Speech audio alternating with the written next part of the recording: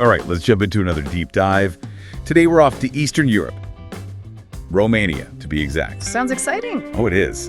We're going to be uncovering centuries of history, from its ancient origins to its modern-day realities. It's going to be a wild ride. I think what makes Romania so fascinating is that it's not just a country, It's like a tapestry. Exactly. And every thread you see represents a different influence. You have the Dacians, the Romans, the Ottomans, even the Habsburgs, all woven together to create this incredibly rich and complex place. Okay, I'm already hooked. So let's start with those earliest threads you mentioned, the Dacians. They were the ones who called this land home before the Romans came knocking, right? That's right. And they weren't just some small insignificant tribe either. The Dacians were a force to be reckoned with, known for their military skills and a pretty sophisticated culture, too. Wow, I never knew that. Oh, yeah. They even had their own kingdom under King Burebista back in the 1st century BC. So how did the Romans manage to conquer them then? They sound like they could hold their own.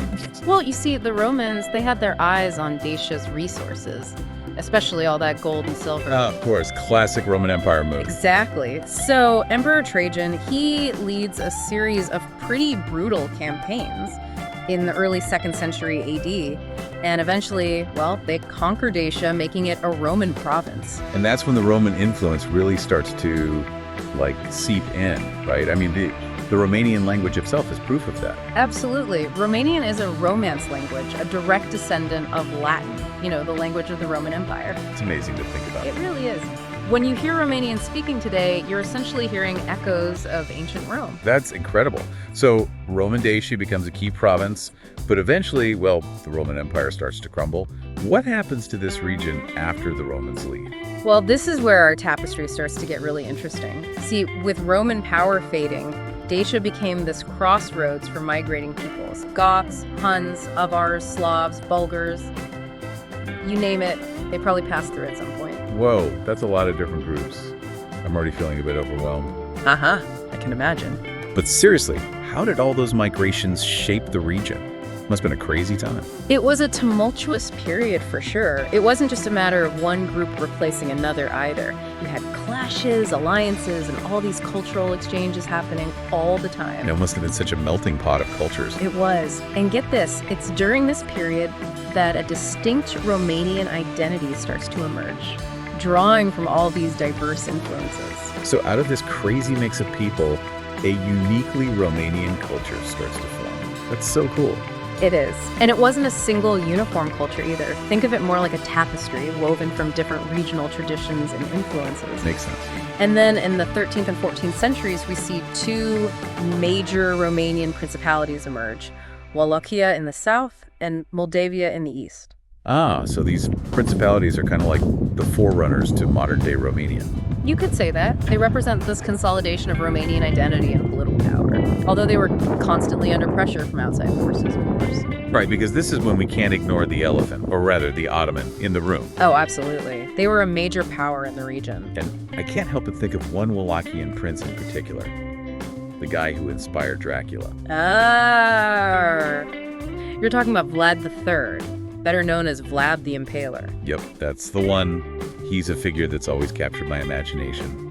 The real story behind the legend. Was he really as bloodthirsty as they say? Well, Vlad III was a ruthless ruler, that's for sure. His preferred method of execution, impalement, was definitely brutal, no doubt about it. It was intended to instill fear in his enemies, especially the Ottomans. But, he was also a skilled military strategist and a fierce defender of Wallachia's independence. So he was more than just a cruel tyrant. Exactly. He was operating in a very volatile environment. The Ottoman Empire was constantly trying to expand its influence, so his cruelty was partly a way to deter invaders and project this image of strength. Makes you wonder how much of his reputation was propaganda, creating this terrifying image to keep his enemies at bay. That's a really good point. It's hard to separate fact from fiction when it comes to Vlad III, but his story is a great reminder of those constant power struggles that shaped this region and the lengths Romanian leaders went to defend their autonomy. Yeah, it really makes you think. It feels like the story of Romania is just getting started. We've got migrating peoples, emerging principalities, and legendary figures like Vlad the Impaler. What's next in this tapestry of Romanian history? Well, as we move into the 16th and 17th centuries, things get even more interesting. The Ottoman influence keeps growing, and Wallachia and Moldavia, well, they're in a tough spot, trying to keep some independence while also, paying tribute to the Ottoman sultans. Yeah, that's like walking a tightrope, playing both sides to survive. Were there any other big players in the region at this point? Absolutely. This is where we introduce another key player, the Habsburgs. After the Ottomans conquer Hungary, Transylvania ends up under Habsburg rule. And remember, Transylvania had a sizable Romanian population, even though it was ruled by Hungarians and then later those Habsburgs. Right. Now, this is where my European history gets a little fuzzy. Weren't there some religious tensions brewing in Transylvania around this time? Oh, definitely. The Habsburgs, they were Catholic, and they really pushed Catholicism in Transylvania. But, the majority of the population was Orthodox Romanian. That created some friction. There were even attempts to unite the Orthodox Romanians with the Catholic Church, which, unsurprisingly, led to a lot of resistance. So you've got pressure from the Ottomans, pressure from the Habsburgs, and then these simmering tensions between different religious groups. It sounds like the 18th and 19th centuries were a turning point for Romania. What were some of the key events that led to it becoming a modern nation? Well, the ideas of the Enlightenment and the French Revolution, they had a big impact across Europe, and Romania was no exception. Nationalism starts to spread, and this idea of shared identity, of self-determination, it really took hold in the Romanian principalities. So it's like a Romanian awakening, like, hey, we're a distinct people with our own language and culture and history. We deserve to be united. Exactly. And this growing national consciousness ultimately leads to the unification of Moldavia and Wallachia in 1859 under Alexandru Ion Cuza.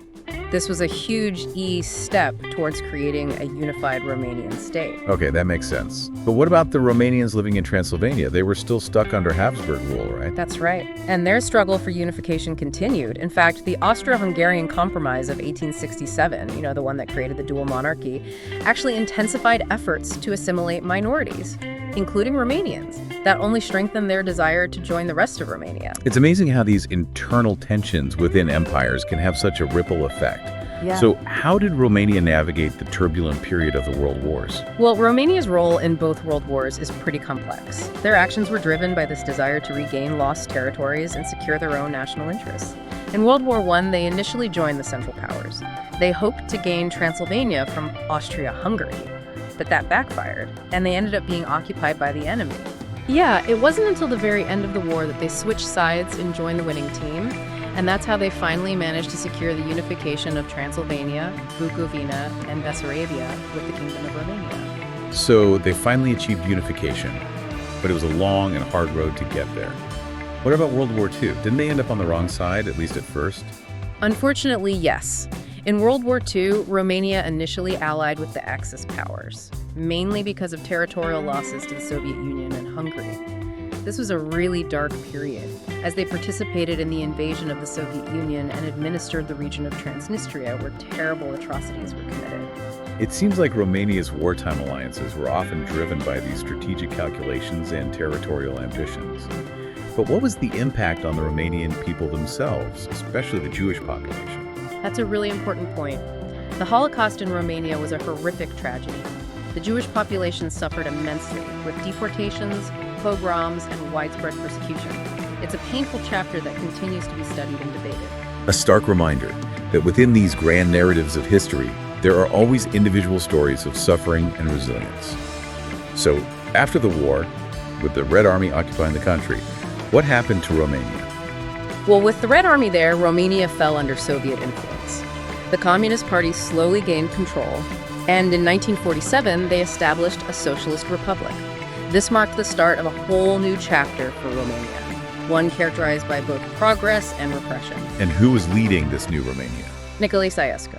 His reign, well, let's just say it was complicated. He did assert some independence from the Soviet Union initially, and he oversaw a period of rapid industrialization. But over time, his regime became increasingly authoritarian and repressive. Yeah, I've heard stories about the Securitate, his notorious secret police force. What was life actually like for Romanians under Ceausescu? It was incredibly tough for many people. The Securitate had a stranglehold on society, suppressing dissent, monitoring citizens, creating this atmosphere of fear and paranoia. And the regime's focus on industrialization, it led to economic hardship. Food shortages, declining living standards. It was a difficult time. It's ironic. He was striving for economic progress, but it came at a huge cost to individual liberty and well-being. And then there's this strange fact that Romania had relations with both Israel and West Germany during the Cold War. How did Ceausescu manage to pull that off, being part of the Soviet bloc? That's one of the paradoxes of his rule. He was very good at playing both sides. He cultivated relationships with the West while still officially being a member of the Warsaw Pact. This balancing act allowed him to get some economic assistance and project an image of independence, but it couldn't last forever, especially as his regime became more isolated and repressive. It seems like Romania's story is just full of these twists and turns. So where does it go from there? Well, it all leads up to one of the most dramatic events of the late 20th century, the Romanian Revolution of 1989. After years of simmering discontent with Ceausescu's policies, the economic hardship, and the constant presence of the Securitate, things finally reached a boiling point. The revolution. I've heard about this. It's a pretty incredible story of people rising up to demand change. What were some of the key events that led to Ceausescu's downfall? It was really a culmination of years of simmering discontent. I mean, it all started with protests in Timișoara. Initially, the government was trying to evict this Hungarian pastor, but things escalated really, really quickly. Like wildfire, these protests spread across the whole country. It's amazing, isn't it, how these small, seemingly insignificant events can spark something so huge. It is. So what were people actually demanding? Like, what did they want? Well, they were fed up. I mean, decades of Ceausescu's dictatorial rule, the economic hardships, that feeling of constantly being watched by the Securitate. Yeah. They wanted freedom, they wanted democracy, and they wanted a better future for Romania, They put their lives on the line, taking to the streets to demand change. They were incredibly brave. So how did Ceausescu react? Did he try to put down the protests? Crush them, so to speak? At first, the Securitate, they responded with force. There were some pretty violent clashes with the protesters, but the tide had turned. The army actually ended up joining the people. They went against Ceausescu. It was a remarkable moment, this shift in power. Really something. Whoa, what happened to Ceausescu? Did he get away? Yeah. Flee the country? He didn't. He and his wife, Elena, were captured and put on trial, right away. They were found guilty of genocide and other crimes against Romanian people and executed on Christmas Day, 1989. Wow. What a dramatic end. It must have felt like this immense weight was lifted for so many Romanians. I'm sure it did. But I imagine the transition from communism to democracy wasn't exactly a walk in the park. No, of course not. What were some of the obstacles they faced? Well, rebuilding Romania after decades of communist rule was this massive undertaking. They had to create new democratic institutions, rebuild their economy, and somehow try to come to terms with the legacy of the Ceausescu regime. A lot to unpack. Were there any bright spots, any signs that things were moving in the right direction? For sure. In 1990, they held free elections, which was a huge step toward establishing a real democratic system. They also started implementing economic reforms, things like privatizing businesses that were owned by the state and moving towards a market economy. And I think one of the most important things was that they began to integrate with the West. Eventually, Romania joined NATO in 2004 and the European Union in 2007, a huge change. A pretty incredible transformation. Yeah. Especially in such a short time. It was. But I can't help but wonder, were there any lingering issues from the communist era that continued to hold Romania back? There were some, yeah. And to be honest, some are still present even today. Corruption has been a constant problem, It hinders economic growth and erodes public trust. Makes sense. There are social challenges too, of course. Things like poverty, inequality, and discrimination against minorities, the Roma population in particular.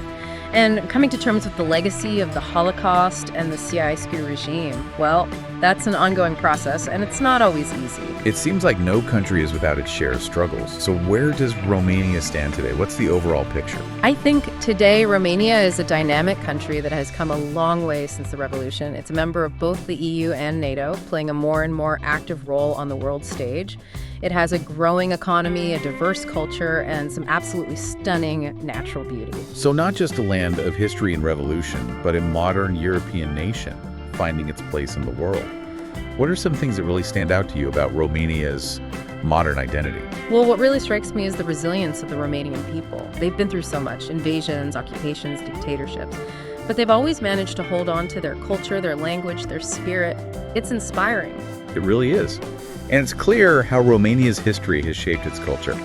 We talked about those blended Latin and Balkan influences, and they have a really rich tradition of folk music, dance, and art. Are there any contemporary cultural achievements that stand out to you? Romania's got this amazing film industry, like the Romanian New Wave cinema. It's been getting a lot of international recognition lately. Really? I'll have to check it out. Oh, you should. And they have a strong literary tradition, too. Writers like Mircea Cartarescu are making waves in the global literary scene. Wow. And let's not forget about their contributions to math and computer science. They're always at the top of those international competitions. It sounds like they're excelling in so many different fields. A far cry from how Romania was perceived during the Sănescu era. It definitely is. Romania has made incredible progress. It's really exciting to see what the future holds for this nation. Well, on that note, we've come to the end of our deep dive into Romania. It's been an incredible journey through centuries of history, culture, and resilience. What's one final thought you'd like to leave with our listeners today? I think Romania's story reminds us that history is never linear. There are twists and turns, setbacks, and triumphs. It's messy, but it's also hopeful, Even in the darkest of times, the human spirit always finds a way to persevere and create a better future. That's a beautiful thought. Thank you so much for guiding us through this fascinating exploration of Romania. It was a pleasure, as always. And to all our listeners, we hope you've enjoyed this deep dive and that you'll continue to explore the rich and complex story of this amazing country. Until next time.